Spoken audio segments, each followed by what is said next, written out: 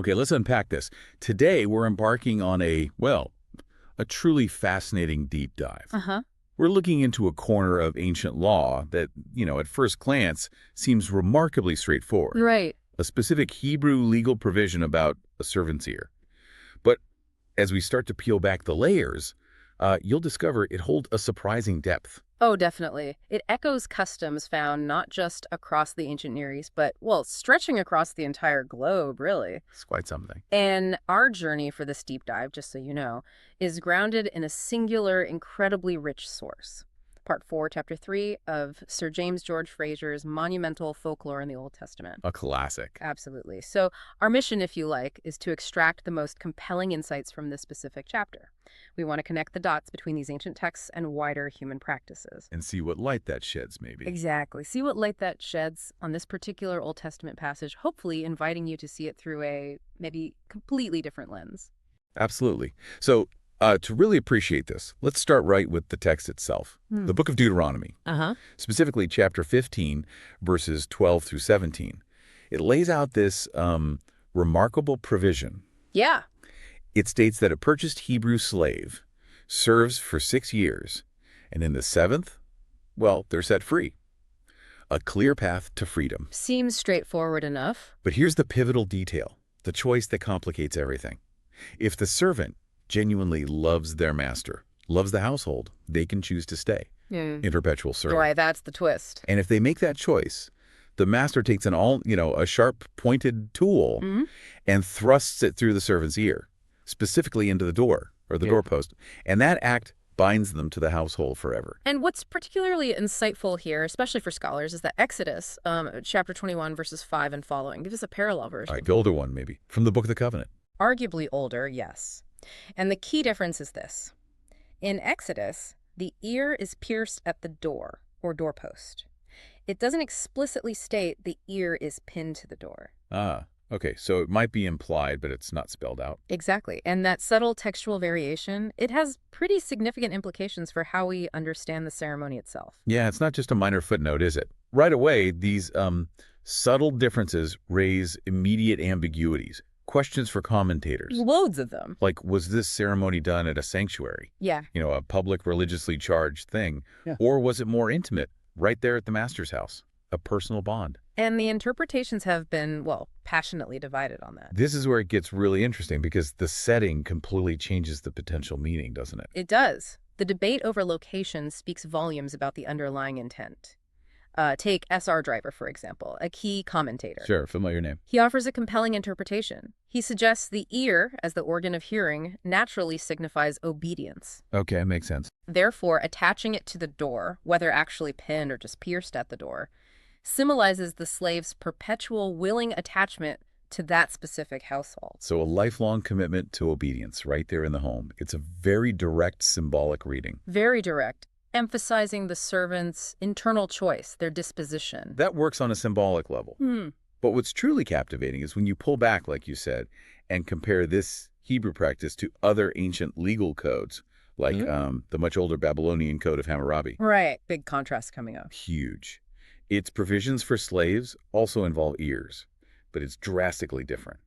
There, cutting off a slave's ear was, well, punishment. Severe punishment for defiance, a brand of infamy, a public mark of disgrace. Exactly.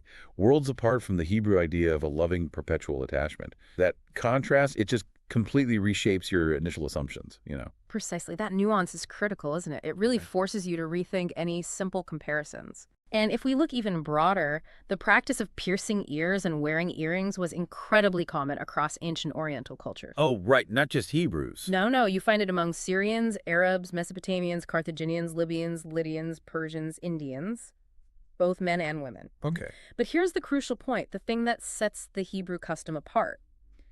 In many of these cultures, ear ornaments were often marks of honor, good birth, high status. Not servitude. Not servitude at all. Think elaborate gold or silver rings. The Hebrew text, though, notably only mention piercing with an awl, just the tool. Suggesting a simple hole. Yeah. Not necessarily for inserting ring. Exactly, which further differentiates it. So this raises a really important question. Why this specific type of piercing, just with an awl, and what does it really mean in the Hebrew context if it's clearly not honor and also clearly not the kind of punishment we see in Hammurabi? I'm struck by how the likely absence of rings changes the whole context. It forces us to dig deeper, doesn't it? It does. Because that leads us to a pretty dramatic shift in perspective, one that moves beyond conventional legal interpretations. What if the Hebrew custom has much deeper roots, maybe even, superstitious ones? That's where Frazer takes us. Right. And to explore this, we have to journey far beyond the familiar legal codes of the Near East. We need to look at similar practices worldwide. Especially those framed around parents trying to save their children from what they perceived as envious spirits they blamed for, devastatingly high infant mortality rates. Such a universal fear. Indeed. And it's in these global patterns, born from those universal human anxieties, that some surprising connections emerge. These strategies to protect children, they often fall into two main categories, though they can overlap. Okay, what are they? Deception, through disguise and ugly names or actual physical mutilations for protection. They showcase an incredible, sometimes frankly unsettling human ingenuity in the face of fear. The deception part is just fascinating. Imagine the desperation. Parents would literally clothe their surviving children in rags. Or bury them in ashes or muck, anything to make them seem undesirable. Wow. And the names. They'd give them deliberately ugly, insulting, or filthy names. Yes. Frazer lists examples like shin, meaning begged among the Anamites, or names like dog's buttocks among the Altai people. No, seriously. Seriously. Or excrement country for the Gilyak, pain in India, hyena for the Nandi. Some parents in Punjab even used waste cotton, rat, or dung heap. Good grief. These weren't just quirky names. It was a desperate, deeply human attempt to trick death, or the spirits causing it, to make a child seem so insignificant, so other, that the malevolent spirits would just pass them by. It shows the extreme lengths parents would go to. Just unbelievable. Beyond names, disguise could involve dressing a boy as a girl, or vice versa, trying to outwit demons who might be specifically targeting one gender. Clever, in a grim sort of way. And then there were the mock sales, really common in India and parts of Africa. How do those work? A child would be ceremonially sold often to low-caste women or maybe religious ascetics, sometimes even sold back to their own parents for a tiny nominal sum, like 5 or 10 cowrie shells. Just a token amount. Exactly. The idea was to create a kind of legal fiction, to make the spirits believe the child wasn't really the parent's property anymore, or maybe just wasn't worth the effort of taking. It's a striking example of a ritual workaround for an existential threat. It's heartbreaking to imagine, but you can almost feel the desperation, can't you? Trying anything to outsmart death. Now, what about the physical mutilations on living children for protection? This brings us back to ear piercing. It does. We find examples like the Gamance women who'd bore their children's ears after their first child survived. And among the Jalua people, if 2 siblings had died, the third child's ear would be pierced, often with a bead or wire. It was part of a ritual to essentially buy back the child. Making it seem like a purchased commodity and therefore maybe safer. That seems to be the logic. Yeah. And nose piercing was another widespread practice, especially in India. Oh, really? How so? Well, for instance, in the Punjab, Mysore central provinces, if elder brothers had died, later sons might have their nose pierced and a ring inserted. Why the nose? The belief was it would make them mistaken for a girl, since a pierced nose was seen as a distinctly female mark par excellence. Wow. Another attempt at deception through physical alteration. Exactly. A deeply poignant example of parents trying to fool spirits by disguising their child's gender. But it gets even more extreme, showing the sheer lengths people went to. Finger mutilation. Yes. Practiced by diverse groups, Hottentots, Bushmen, Babongo in Africa, and even surprisingly, Frazer notes it in Iceland. Iceland. Wow. A joint of a finger, often the little finger, would be cut from young children, believed to confer longevity or protect from evil spirits or sickness, sometimes explicitly as an offering to a deity, like Ghana among the Hottentots. An offering of a part of the child. Yes, and perhaps most disturbing yet profoundly significant is that detail Frazer records. A Hindu or African mother biting off and swallowing a piece of her child's ear. That's hard to hear. But it speaks to an immense emotional weight, doesn't it? It really does. And beyond direct bodily mutilation, there were also these ingenious, strategic environmental practices. Like what? The Batesesso people, for children whose siblings had died, would cut special alternative doorways into their homes, literally creating a new, hopefully spirit-free path. A different way in and out. Right. The Nandi might place a vulnerable child in a path where hyenas walked, maybe hoping the spirits would attribute the child's survival to some other wilder force. It's hard to know the exact logic. Or protection by association. Strange. And the Urankai people would hide children under cooking cauldrons, using mundane objects for mystical protection. All of these, from the extreme to the subtly ritualistic, were attempts to mislead or escape the notice of malevolent spirits. It's incredible, the human mind devising these elaborate systems to navigate a world they saw as full of unseen dangers. And you said these practices reveal deeper beliefs about sacrifice, mourning, reincarnation. Exactly. That's what's so fascinating. It goes beyond just trying to save a child's life in the moment. How so? Well, consider the practice of amputating finger joints, not just for protection, but as propitiatory offerings to gods to spare the lives of sick relatives. Ah, so offered for someone else's life. Yes, a chilling example seen in Tonga and Fiji.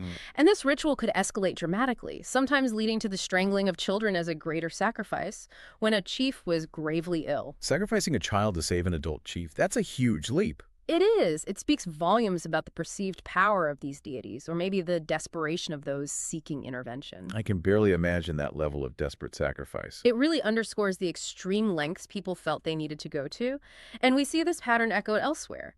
The Marasu caste in Mysore, India, a striking example.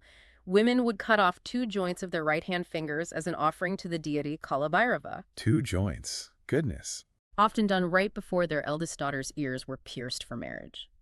Now, due to modern bans, this practice has largely shifted to symbolic substitutes, gold rings, thimbles maybe, but the underlying intent of appeasement seems to remain. Okay, so that's propitiation for illness or safety. What about the connection to mourning and ghosts? How do these physical acts relate to the dead? That's another profound layer.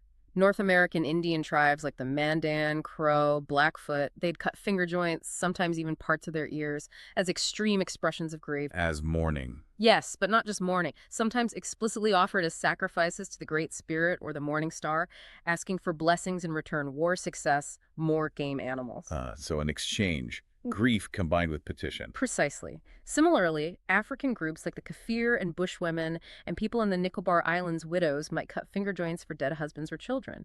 And on Wallis Island, Frazer notes amputated finger joints were sometimes even thrown into the coffin. Thrown in the coffin.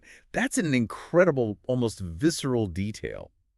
So what does this all mean when you try to connect these scattered practices? Well, the theory Frazer explores is that these extreme practices, particularly finger cutting and mourning, were a way to propitiate the ghost of the recently departed. Meaning to appease or calm the spirit. Exactly. Often by offering apart the finger joint instead of a whole living person. The hope was to satisfy the ghost with this piece, so it wouldn't seek to take the living relative. A substitute sacrifice almost. In a way, yes. We even see a fascinating parallel in Greek legend, Orestes biting his own finger to appease the Furies, a primal act of self-mutilation to ward off vengeful spirits. Wow. And the reincarnation theory. That takes it to another level again, doesn't it? Doing something to a dead child to affect their next life. Yes, it's a powerful, almost chilling idea. In Bengal, for instance, if a woman had several stillborn children, they might deliberately cut off the nose or part of an ear of the dead infant. The belief was that this disfigurement would prevent the same evil spirit or unlucky soul from returning to torment the mother again in a future birth. Make it recognizable and unwanted, perhaps. So marking the soul itself. Seems like it. In West Africa, some tribes went even further, breaking limbs, splitting lips or ears, even cutting up or burning the bodies of dead children. Good heavens, that's extreme. Extremely. This was done either to prevent these wanderer souls from returning to their original family, or conversely, to somehow induce the soul to remain longer in life at its next birth. Make the next life more stable, less prone to early death. It shows this profound desire to control destiny even beyond the grave. And bringing it back to that really disturbing anecdote you mentioned earlier, the mother swallowing a piece of her child's ear. Yes. In the context of reincarnation, that suddenly makes a chilling kind of sense, doesn't it? It absolutely does. The logic, however unsettling, is that the child, in its next incarnation, would hypothetically seek the missing piece of its ear. And therefore return to the mother's womb to find it. Precisely. It points to a deep, primal maternal instinct, perhaps, a desire to reclaim and protect one's offspring across lifetimes, even through such means. It's powerful stuff. And you mentioned these aren't just non-Western practices. Right. What's striking is that these curious devices, as Frazer calls them, to ward off evil and influence fate, they weren't exclusive to distant cultures. You find European parallels, too. Such as? In Macedonia, for instance, children whose siblings had died might be briefly exposed to the elements, or mock-sold, or made to wear begged clothes. Similar strategies. Ah. And elsewhere. Bulgaria, Russia, a newborn might be ritually exposed at a crossroads for a godfather to find and pick up, a symbolic adoption to trick malicious spirits. And in Russia, burying a dead child face downward was believed to stop it reincarnating and returning. Preventing the soul's return. Exactly. And in Germany or Transylvania, passing a newborn through a window instead of a door for baptism. These might seem like quaint superstitions now, but they share that same underlying intention as the more extreme examples. So all of these things, mock sales, weird doorways, burial positions, they're essentially elaborate ruses, tricks to deceive unseen spirits, a universal human response to tragedy and uncertainty. That's the crux of it, yes. And if we connect this back, this whole bigger picture of global practices, especially those involving physical alterations for binding or protection, then we can revisit the Hebrew custom, boring the servant's ear. Exactly. We can look at it with a much fresher, maybe more profound perspective.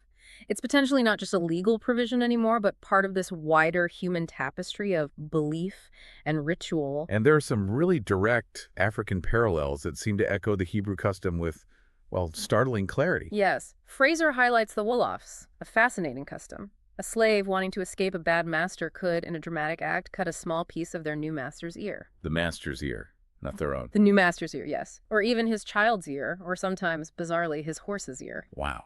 And the purpose? To secure permanent attachment. From that moment, the old master had no right over them.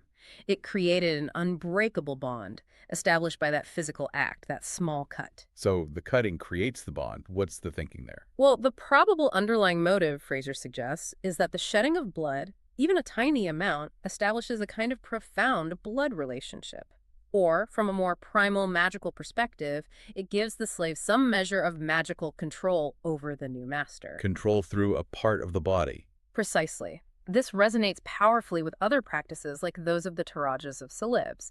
They believed cutting a lock of hair from a new master's family member and burning it created an irretrievable bond, binding them through sympathetic magic. Sympathetic magic, the idea that affects or a part represents the whole. Exactly that. Frazer uses the analogy of buffalo ear marking, where keeping a piece of the ear was thought to help magically attract the whole buffalo back if it strayed. A part of the animal attracts the whole buffalo, as the belief went. It perfectly illustrates this idea. Okay, so bringing all these threads together now, what does this ultimately suggest for our understanding of the Hebrew slave custom, piercing the ear against the doorpost? Well, if we consider these laws of primitive logic, as Frazer might put it, and this widespread belief in sympathetic magic, then the Hebrew practice of piercing the servant's ear might well have been understood, perhaps not just as a symbol of obedience, but as a more visceral, maybe even magical way for the master to secure permanent control over the slave. Through the physical incision, the drawing of blood. Yes, right. Binding them in a very profound, almost mystical way that perhaps went beyond just a simple legal contract in their worldview. In this perspective, it even offers a remarkably provocative connection to that obscure passage in Psalm 40, verse 6. Ah, yes, where some translations read, "Ears hast thou dug or pierced for me." Right. Could that be a powerful metaphor drawn directly from this very slave custom? Suggesting what? Suggesting that the psalmist is expressing their complete irrevocable submission to God's will using this incredibly familiar, powerful image of binding attachment. The pierced ear as a sign of willing, permanent servitude to the divine master. It transforms the psalm, doesn't it? Yeah. It takes a maybe mundane legal provision and elevates it into this profound declaration of devotion. Chosen. Permanent. It certainly makes the psalm come alive in a new way, suggesting a deep cultural resonance for that kind of physical act of commitment. It's truly incredible how a single, seemingly simple ancient law, when you view it through this lens of comparative folklore and human practices, well, it just opens up a whole world. Isn't it? A world of complex, sometimes frankly bizarre, but always profoundly human beliefs. about life, death, loyalty, the unseen. It makes you realize these weren't just arbitrary rules. They were reflections of deep-seated anxieties, hopes, and ways of trying to make sense of and exert some control over a world full of uncertainty. Yeah. This deep dive into Frazer's meticulous work, it really reminds us that seemingly disparate ancient practices, from a servant's ear in Exodus to a mother's sacrifice for her child in Africa or India, they often spring from very common human anxieties, a universal, sometimes desperate quest for control over an unpredictable world. A shared humanity, even in the strangest customs. Exactly. And it raises an important question, I think, for all of us who engage with these ancient texts. What other folkloric echoes, what other hidden human truths might be embedded in texts we thought we knew so well, waiting to be seen through a different lens? Definitely food for thought. Thank you for joining us on this deep dive today. We really encourage you to continue your own explorations into this rich, surprising tapestry of human history and belief. Until next time.